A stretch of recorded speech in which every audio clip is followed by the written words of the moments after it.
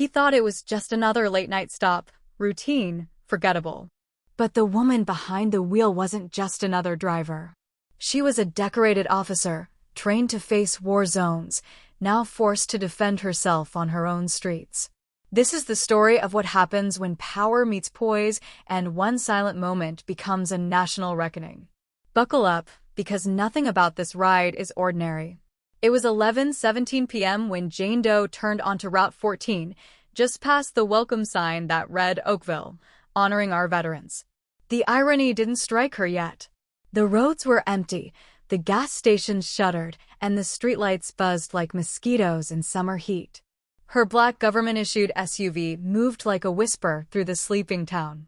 She'd just finished a logistics briefing at Fort Thatcher, dressed in plain clothes, still in posture, but softened by exhaustion. Jane was headed home. Then flashes of red and blue lit up her rearview mirror. Sergeant John Smith, 15 years on the force, sat bored in his cruiser moments earlier. No calls, no action. Then he saw her vehicle, federal plates, unfamiliar, and something inside him clicked. He needed a win, something to write down, something to remind people who gave orders in this town. He flipped on the lights and pulled out behind her. Jane slowed to the shoulder, her hands steady on the wheel. She rolled the window halfway, just enough. Smith approached aggressively. No greeting, no explanation, just the beam of a flashlight in her eyes and a sharp command. Step out of the vehicle. She didn't move. Officer, she said evenly, may I ask the reason for the stop? No response, just a louder, I said, step out. Jane blinked once, no emotion. Her fingers moved slowly to her phone. This is being recorded, she said as she tapped the screen. Smith reached for the door handle himself. We're doing a sobriety test. She stepped out. No resistance, no fear. Her back was straight, her chin lifted. She looked like someone who'd stood through worse. Under the street lamp, she performed each test flawlessly. No stumble, no hesitation. Still, he handed her a citation, failure to maintain lane. Jane took it without a word. She returned to her vehicle, folded the ticket carefully, and placed it beside her. Her eyes fixed on the empty road ahead. There were no tears, just the quiet weight of being disrespected by someone who saw her as nothing more than a woman behind the wheel. Sergeant Smith returned to his cruiser, unaware that he had just declared war on the wrong person. At the Oakville Police Department the next morning, the break room buzzed with half-slept sarcasm and stale coffee. Sergeant John Smith leaned back in his chair, arms crossed, enjoying the spotlight. Lady last night thought flashing a government ID would scare me off, like I was supposed to bow or something. A few officers chuckled until Officer Mike Johnson, leaning on the door frame, looked up sharply. What was her name? Smith shrugged. Doe Jane, I think. Johnson froze. Jane Doe, he lectured at the academy last fall. Sir, she's a lieutenant colonel. The mood shifted. Silence filled the room as Johnson added quietly, she runs logistics for the entire Eastern Command. Elsewhere at Fort Thatcher, Jane sat in her office with the blinds drawn and her laptop open. The grainy footage from the night before played back in slow loops. Every command, every glare, every refusal to explain. The audio was clear, too clear. A knock at the door. Staff Sergeant Cole Miller stepped in. Ma'am, is there something I should know? Jane didn't flinch. I'm not staying quiet, Cole. Not this time. That afternoon, she called Sarah Walker, an attorney known for dismantling abusive cases involving military personnel. The call was brief but sharp. This isn't about me, Jane said. It's about everyone who didn't have a camera in their jacket. Sarah agreed. The wheels began turning. The legal grounds were solid. Abuse of authority against a federal employee, civil rights violations, unlawful detention. Back at the precinct, Smith received a sealed envelope, a notice to appear before the Eastern District Civil Court. He scoffed and shoved it in his locker. Chief David Brown summoned him to the office. You know who she is now, don't you? Jane Doe. She's not just some driver. She's the backbone of our regional operations. Smith sneered. Doesn't matter. On the road, I'm the law. Outside the courtroom drama, Jane prepared the case file alongside Sarah. You want to go public with this? The lawyer asked. Jane stared out the window at the dusty training fields of Fort Thatcher. I'm not hiding anything. As a military jeep rolled past, kicking up clouds of dust, Jane's gaze stayed fixed, focused, unflinching. The battle had begun. Quiet, steady, and irreversible. Stacks of paper, printouts of policy codes, and still frames from video footage covered every inch of Sarah Walker's conference table in her Louisville office. The morning light poured through the blinds, casting sharp lines across the room like a battlefield in waiting. Sarah, glasses perched low, paced slowly in front of her legal team. We're not just suing a man, she said, voice low and precise.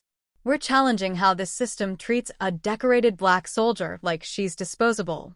The lawsuit was filed at the Eastern District Civil Court by noon. 3 charges: abuse of authority, unlawful intimidation, and illegal detainment of a federal officer.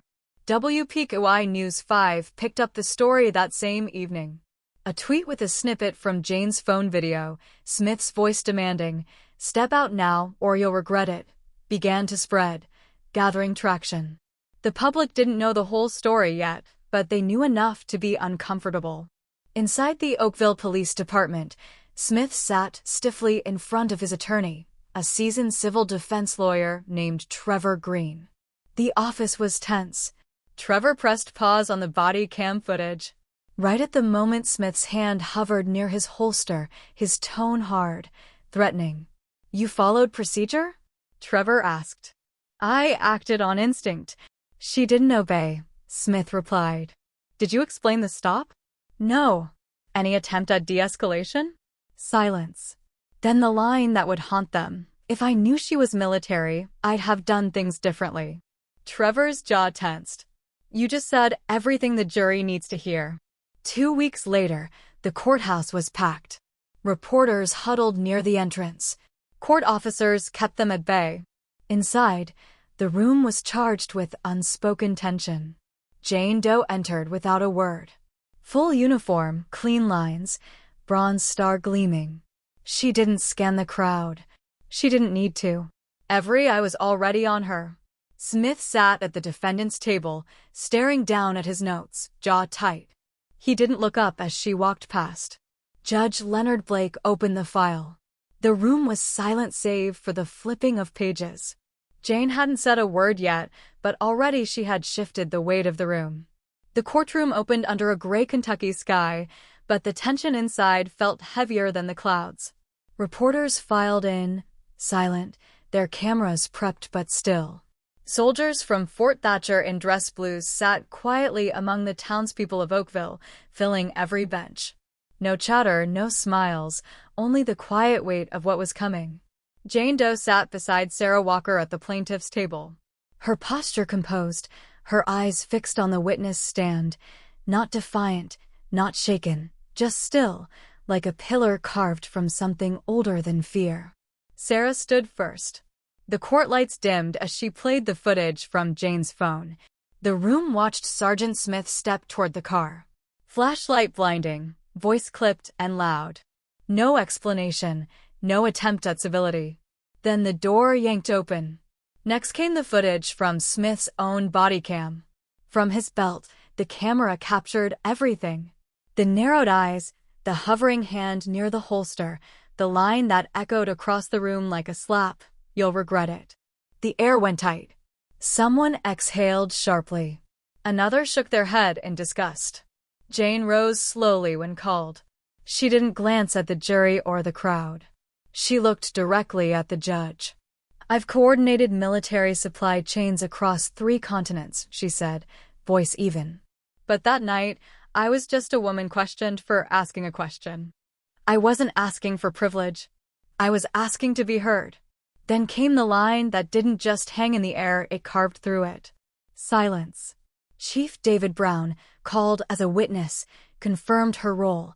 Head of logistics at Fort Thatcher, respected trainer at the academy, widely regarded for her integrity. When asked if this incident had brought her impact, Brown nodded. This wasn't just a mistake.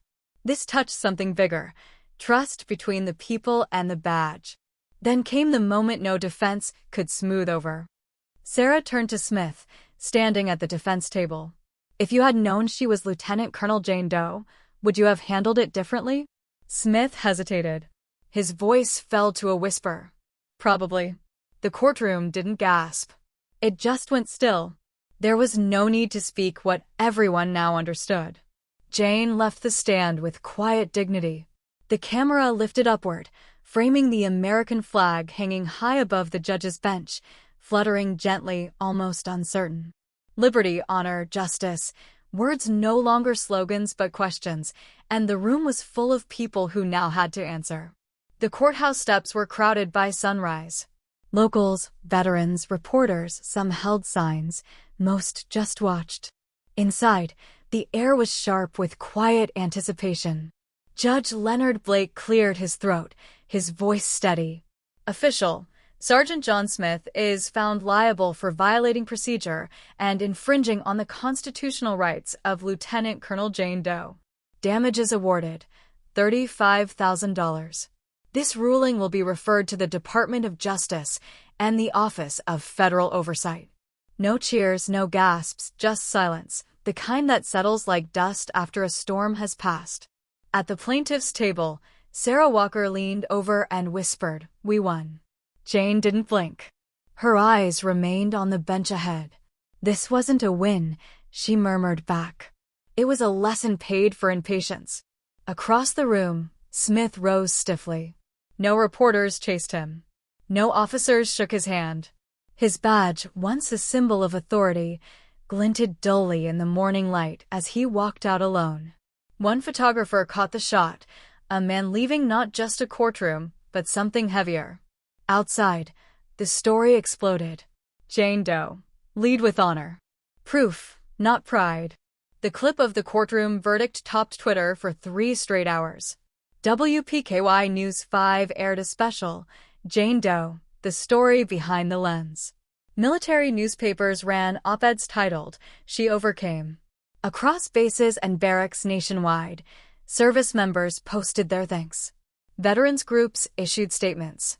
At a small high school in Oakville, a teacher played Jane's testimony for a civics class.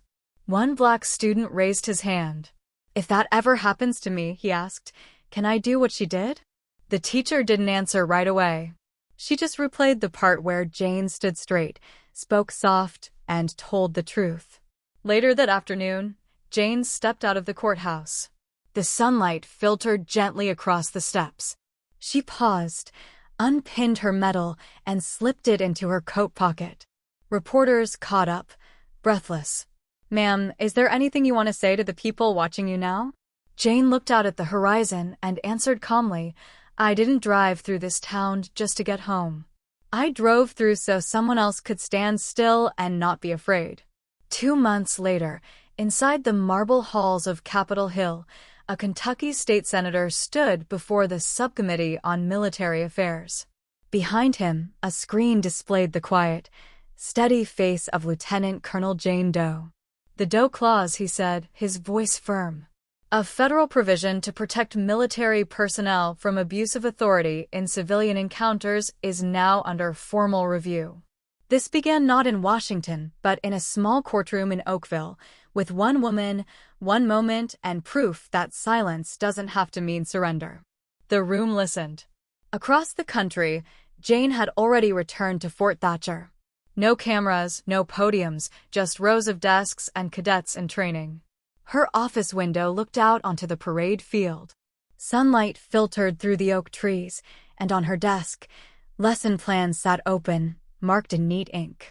She no longer fought in a courtroom, but her mission had only shifted, not ended. One afternoon in a seminar on ethics and military conduct, Private Maya Evans, young, sharp-eyed, curls pulled into a tight bun, raised her hand. "Ma'am," she asked hesitantly, "what if they don't believe me? What if they ignore me just because I'm new or not what they expect?" Jane walked toward her, slow and deliberate. She didn't raise her voice.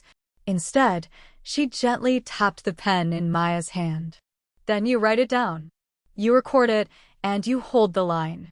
Her fingers brushed Maya's name tag, then tapped the brass insignia on her chest. This doesn't make them respect you. Your actions do. Don't ask for honor. Live it. And when the time comes, let it speak for you. The room held its breath. Maya nodded once, her spine straighter than before. Outside, the fields of Kentucky stretched wide. Gold grass waved in the breeze beneath a sky brushed with soft blue. In the distance, a black SUV rolled down a country road, unbothered, unstopped. Not because someone yielded to power, but because they understood what it meant to carry it right. As the car disappeared behind a bend, a final line rose against the clouds. Power with no honor is just noise. Led loud, even when you whisper. There were no applause, no speeches, no medals pinned that day. Just a legacy, quiet, enduring, and ready to be passed on.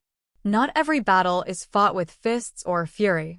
Some are won through patience, truth, and the courage to say enough. What matters isn't how loud you speak, but how deeply your words echo when the noise fades. This story reminds us that dignity doesn't demand attention, it commands it. And sometimes, the quietest voice leaves the deepest mark.